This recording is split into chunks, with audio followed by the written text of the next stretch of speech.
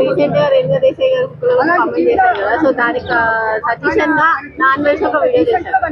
ఏంటంటే ఫండ్ చేసి కుక్కల్ని మనమే చూస్తున్నాము, డాగ్ లవర్స్ ఎవరైతే ఉన్నామో, సో అందరు ముందుకు రండి అంటే ఒక సింపతి వీడియో చేశారు. దేనికోసం చేశారు ఏమంటారు? మొన్నటిదా కేసులు ఉండయి అయిపోయాడు అనుకున్నాం ఆ సినిమా, కానీ మళ్ళీ ఒక వీడియో పెట్టాడు కదా, దాంతో దెబ్బ మళ్ళీ బయటకు వచ్చాడు.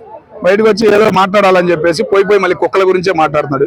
నిన్నటితో అయిపోయింది అనుకున్నా, మళ్ళీ ఏదో లేపాలి, ఏదో ఏంటంటే యూట్యూబ్ లో ఆయన పెట్టిన వీడియోలు కూడా ఎక్కువగా పోవట్ల, ఇక ఏదో చేయాలి కదా అని చెప్పేసి కొద్ది సొసైటీలో జరిగే విషయాలు పట్టుకుని వాటి మీద పడుతున్నాడు నా అన్వేషణ అనే ఫీలింగ్ అయితే మాకు కలిగింది.